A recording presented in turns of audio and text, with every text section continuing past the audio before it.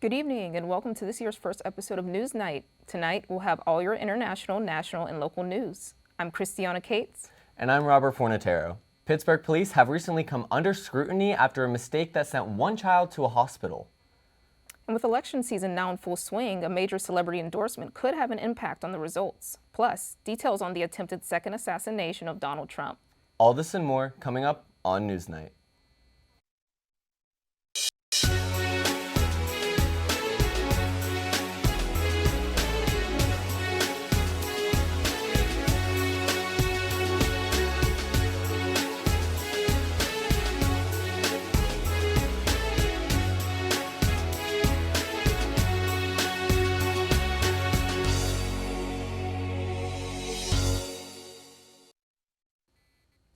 New charges for a hit-and-run accident in Singapore. A Singaporean police officer is charged with 5 counts of alcohol-related crimes.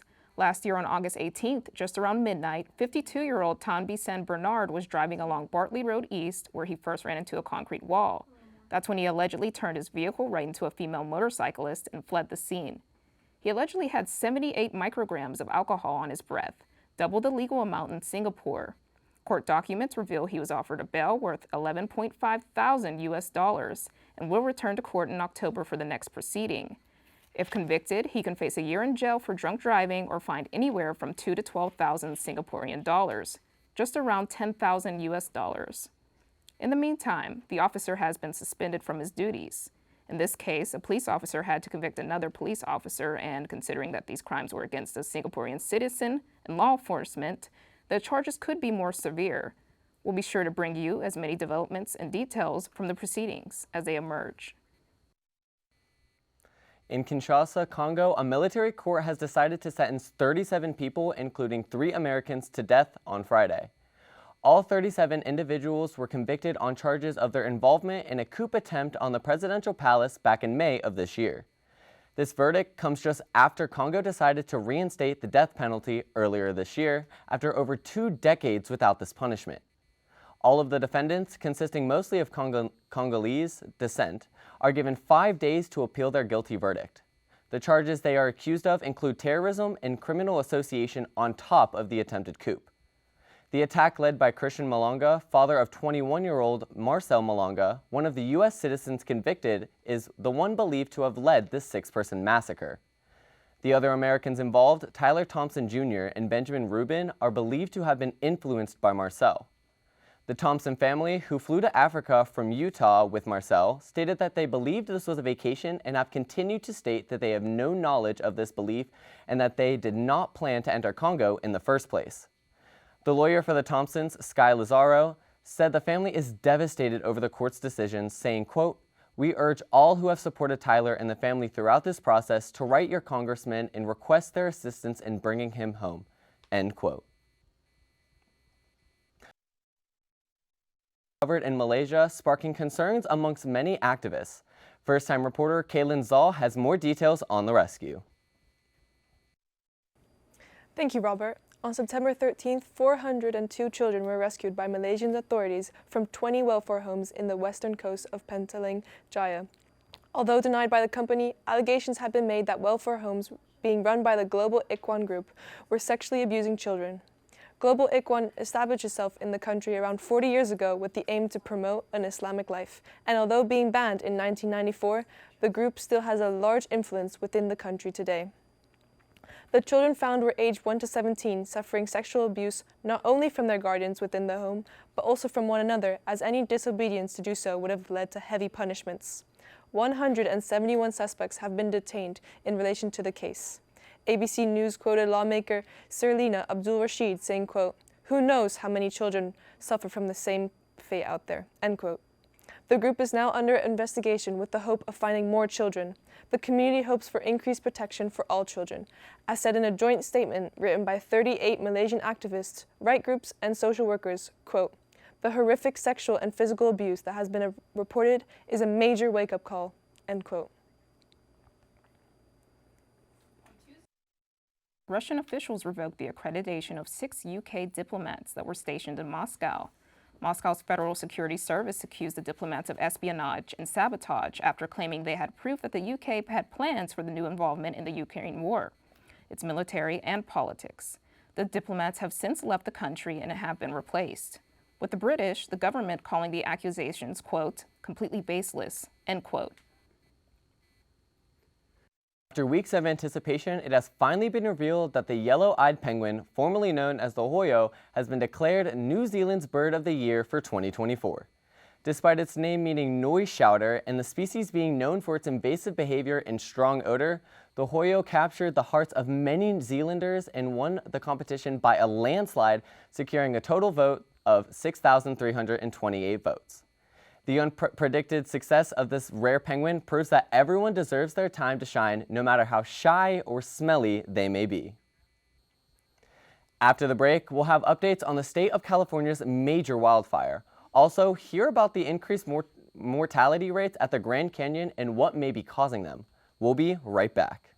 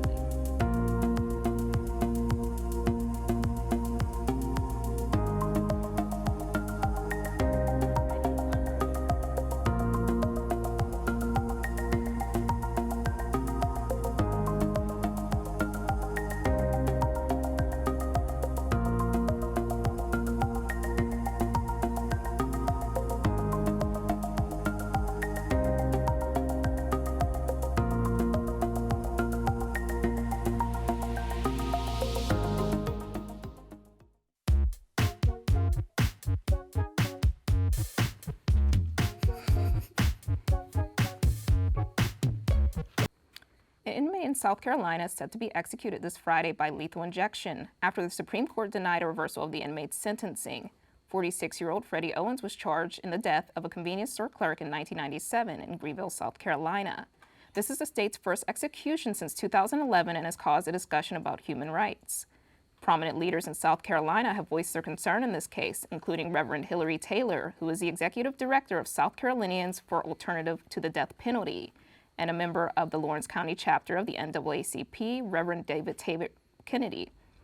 Taylor expressed her sentiments and said the defendant should be forgiven.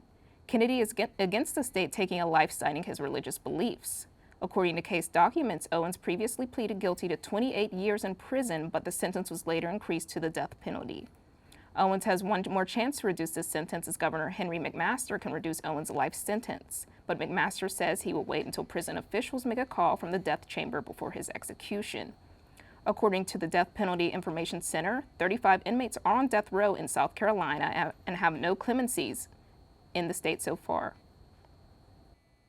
Many are mourning the loss of one of the most iconic on-stage and screen actors, James Earl Jones. The star, known for his work as Mufasa in The Lion King and for being the voice of Darth Vader, sadly passed away on September 9th at the age of 93. Jones, who was one of the first African-American actors to have a returning role in a daytime drama, As the World Turns, in 1965, was a pioneer for his time, earning 2 Emmys, 2 Tony Awards, a Grammy, and a Golden Globe before his passing. LeVar Burton, who starred in the movie Guyana Tragedy, The Story of Jim Jones, along with Jones, wrote on X saying, quote, "There will never be another of his particular combination of graces," end quote. Jones, who first debuted on Broadway in Sunrise at Campobello in 1958, would never stop his career, performing in The Gin Game in 2015. In 2022, the Shubert Organization renamed the Court Theater, where Jones made his 1958 Broadway debut, the James Earl Jones Theater. Jones, who did not attend the dedication ceremony but instead gave a private tour of the location, said in an interview at the time, quote, "For me, standing in this very building 64 years ago at the start of my Broadway career, it would have been inconceivable that my name would be on the building today," end quote. He continued with, quote, "Let my journey from then to now be an inspiration for all aspiring actors," end quote. As of now, no information on memorial plans have been dated. May James Earl Jones' legacy live on, and may he rest in peace. The Grand Canyon is on track to have a huge increase in deaths this season compared to others. First-time reporter Gabrielle Waite has more information on what may be causing this increase. Thank you, Robert.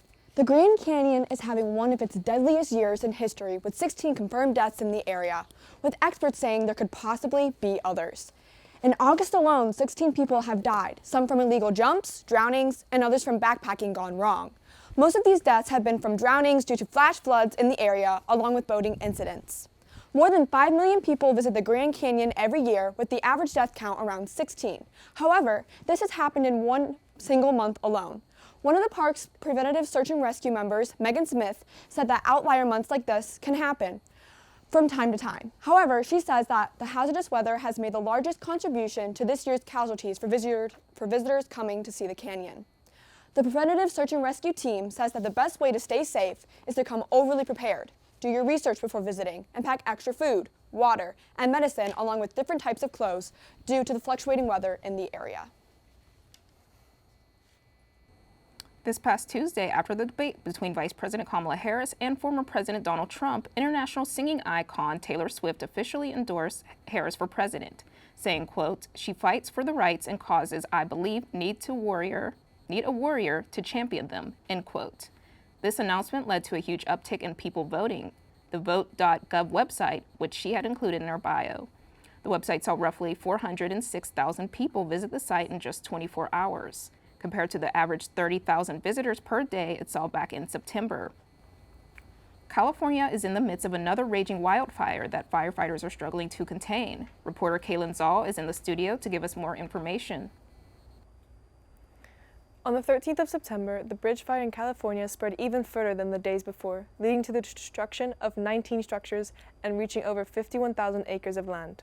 The firefighters had 0% containment of the fire on Friday, although by Sunday morning, the 15th, the fire did grow over the weekend to over 54,000 acres. By Sunday night, updates stated that fire officials had increased containment to 9%. The cooler weather over the weekend had aided the personnel. Over 2,600 firefighters worked the bridge fire over the weekend. They weren't the only ones, as a total of 8,600 firefighters in Southern California were working on containing the major wildfires. Although the bridge fire does seem to be calming down, 2 firefighters have been injured and there are still over 11,000 structures under threat. Many residents have been evacuated quickly, including the entire community of Wrightwood. Personnel will check for damage and ensure that the area is safe before allowing residents to return to their homes.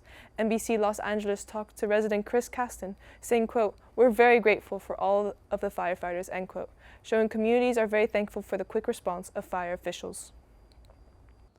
A foster mother in Sacaton, Arizona is dedicating her work to supporting and connecting children to their Native American community. Elisa Manuel, a foster parent and adoptive mother since 2012, not only supports her children with resources and necessities, but also keeps their ties with their Native American culture strong. Manuel's work as a foster parent inspired her to begin her nonprofit organization known as 3 Precious Miracles, which supports Native American youth and families. Her nonprofit hosts programs that educate and connect children with their Native American roots. It provides resources and partners with organizations that support more than 800 families each year. The organization collects clothing, toiletries, diapers, and toys and distributes these items from her warehouse on the Gila River Indian community. Manuel told CNN, quote, "There's thousands of Native children that are in care. I want kids to come and feel like their sense of identity and culture is really there. I really want these kids to know that they'll always be accepted, they'll be loved, and know where they came from," end quote. Justin Timberlake has made his way into the news again, though not for the reasons he would want to. First-time news reporter Annabella Gizzi has the details on what he is charged with. Thank you, Robert. This past week, American singer Justin Timberlake pleaded guilty in the court for driving under the influence of alcohol. On the morning of June 18th, Timberlake was pulled over in Sag Harbor, New York, and as the officer described it, quote, performed poorly on all standardized field sobriety tests, end quote. The arresting officer claims that he had bloodshot and glossy eyes, along with a strong odor of an alcoholic beverage. With the DWI charge being dropped, the plea deal includes a $500 fine, along with a $250 surcharge. Timberlake also has to complete 25 hours of community service of his choice. Timberlake spoke out this past week to not only the community of Sag Harbor, but to all of his fans across the country. During the press conference, Timberlake stated, quote, many of you have probably been covering me for a lot of my life, and as you may know, I try to hold myself to a very high standard for myself, and this was not that. We can all be more safe out there, and I'm going to do my part. I hope that everyone else does their part, end quote. And now we toss it back to Christiana. Former President Donald Trump has survived his second assassination attempt this year after he was targeted at his West Palm Beach golf course this Sunday. The suspect, Ryan Ruth, 58, who now faces 2 charges relating to firearm possessions, allegedly staked out at said golf course for 12 hours when Secret Service members spotted him and swiftly opened fire at Ruth before he could make any shots at the former president. They later arrested Ruth in a neighboring county and determined no casualties and/or injuries at the scene. The FBI is currently investigating a possible motive. Be sure to tune in to NewsNight next week for an update of the situation. When we come back, hear about some recent improvements to the Pittsburgh International Airport. Also, some updates to Point Park's COVID policy. We'll be right back.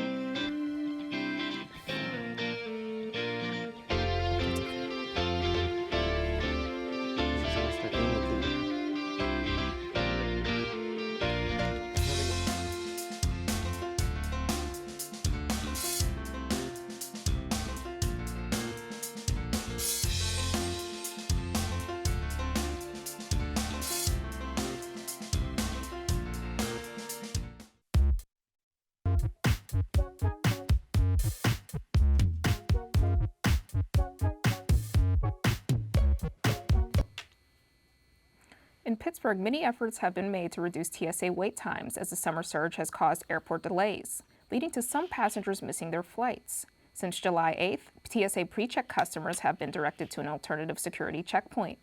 The new checkpoint on the landside ticketing level can be accessed by pre-check passengers every Monday through Friday, 4 a.m. to 7 a.m. Pre-check passengers are then permitted to use any checkpoint after 7 a.m. on those days and all day on the weekend. On June 24th, 20,000 passengers passed through Pittsburgh International Airport, the highest amount of passengers recorded since data collection began in 2019. Pittsburgh International Airport has plans for new terminals to open next year, with new screening security checkpoints to reduce wait times. Last Thursday, September 12th at around 3:30 p.m., Pittsburgh police got a call about a carjacking on Knox Avenue and Freeland Street, which turned out to be much more serious. When officers arrived, a witness told them that he had seen a woman pull a driver out of their vehicle and drive off. A key detail in this case is that the woman was spotted with a small child during the entire ordeal. The woman, later identified as Gwendolyn Gilmore, 48, was soon spotted by officers resting along the back wall of a home on Moore Avenue. More disturbing is that the woman had a 4-year-old boy resting on her back with a 10-year-old girl sitting next to her, who police claimed was also wielding a, quote, small dagger, end quote. An officer who pulled their gun on Gilmore demanded that the woman drop her weapon, to which she started screaming. Police then say they switched to their tasers when Gilmore grabbed both children by the necks with the knife pressed against the young girl's neck. At that moment, an officer used their taser, causing one probe to hit the girl in the head and the other to hit Gilmore. The officer who used their taser stated that Gilmore had moved at the last second, causing the incident. The child, who then started to have a seizure, was taken to UPMC Children's Hospital, where she was later reported to be, quote, stable and in normal health. Gilmore, after being taken to the hospital, was taken to Allegheny County Jail, where she faces a multitude of charges, including robbery of a motor vehicle, the endangering of the welfare of children, and many more. A popular Southside bar has been made to close its doors after its most recent incident. Reporter Gabrielle Waite has more information. Gabrielle? Thank you, Robert. Alba is a bar on South Side is officially closing after a police officer was rushed to the hospital breaking up a bar fight. The officer broke 3 bones and is facing up to 12 months of recovery.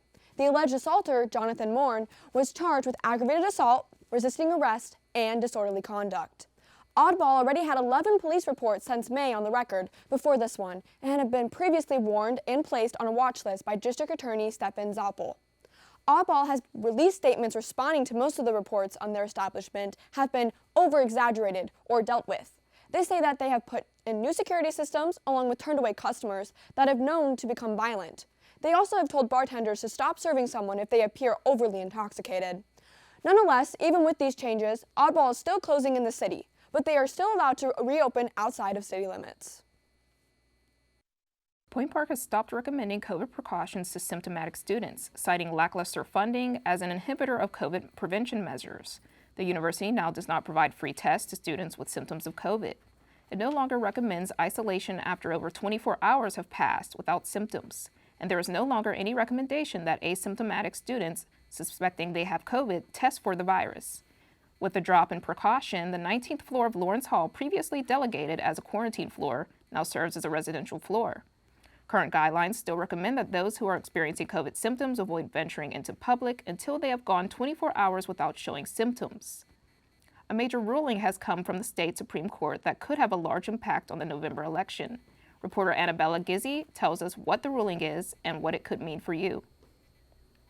Thank you, Christiana. In a new ruling from the Pennsylvania Supreme Court, Pennsylvania voters must check in the dates on mail-in ballot envelopes. 2 weeks ago, the Commonwealth Court stopped enforcing the handwritten dates on outside envelopes. The state Supreme Court came right back and reversed the ruling this past Friday, which could potentially swing the upcoming presidential election. Voters' mail-in ballots will be thrown away if the returning envelope does not have the accurate date. 10,000 ballots in this year's election could be thrown out based on recent elections within the state. With the 19 electoral votes Pennsylvania holds, votes being discarded could have a major impact on the presidential race. According to CBS News, far more Democrats vote via mail than Republicans, and in previous elections, older voters have had their votes invalidated due to expired dates on their envelopes. Keep in mind as voting approaches us, and I'm going to toss it to Robert. Thanks, Annabella. Free tiny homes made a significant dent in homeless numbers on the West Coast and are being redrawn as a solution for Pittsburgh again after council discussions stagnated in April.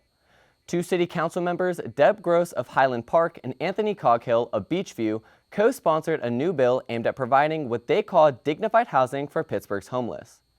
The proposed shelters would provide amenities like garbage pickup and bathrooms along with housing. Mayor Ed Gainey's administration has supported the proposal but has also acknowledged that it may force them to clear existing homeless camps. The administration said in the past that they would not clear any encampments after the Supreme Court ruled it constitutional in July of this year. When we come back, hear about how a famous rock star just saved a woman's life, plus your weather forecast for the upcoming week.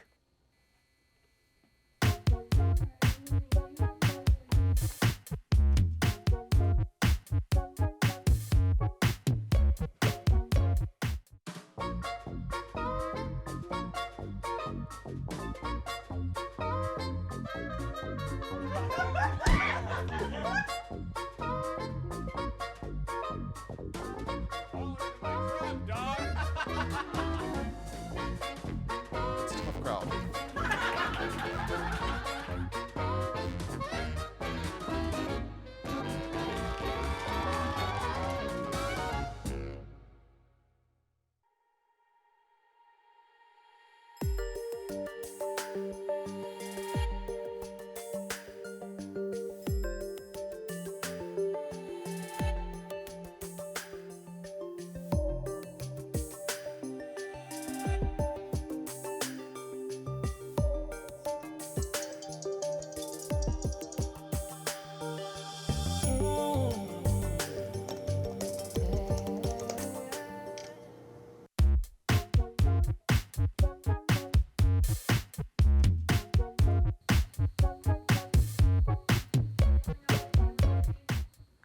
A woman's life was changed forever when she was convinced not to jump off a bridge by none other than rock legend Jon Bon Jovi. A security video was shared by the Nashville Police Department this past Tuesday depicting a woman in blue standing on the edge of the John Seigenhalter pedestrian bridge. Bon Jovi and another member of his crew are shown walking over to the woman, where Bon Jovi begins to lean over the rail and speak with her cautiously. The rock star continues to talk with her, convincing her not to jump for quite a while until police and EMS arrived at the scene. Bon Jovi then walks with the woman off the bridge and hugs her before she leaves with the police. Bon Jovi had been shooting a music video with his crew on the bridge before noticing the woman's struggle.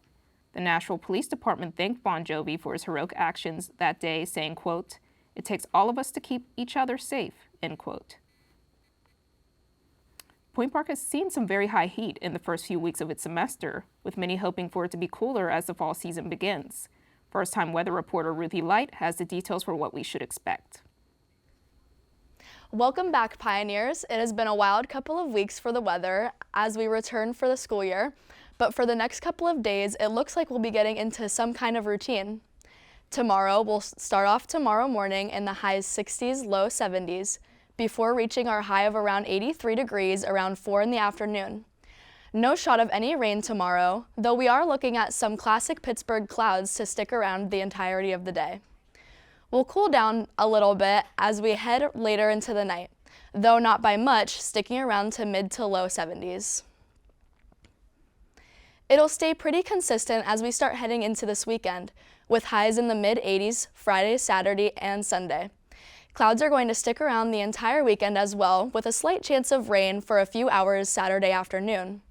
As we get into the start of the week, though, temperatures are going to start to dip down with a high of 81 on Monday, 78 on Tuesday, and only 75 on Wednesday. You'll definitely want to bring out your raincoats as we'll be dealing with some thunderstorms Tuesday morning and rain nearly all day next Wednesday. That's all I have this week. Now let's send it back to the desk. Thank you for tuning in to this week's episode of NewsNight. If you want to see more, check out our social media pages on both Facebook and Instagram at UView Television. You can also check out more episodes on our YouTube channel or our website, uview.pointpark.edu. I'm Robert Fornatero. And I'm Christiana Cates. From everyone here at NewsNight, thank you for watching and have a great evening.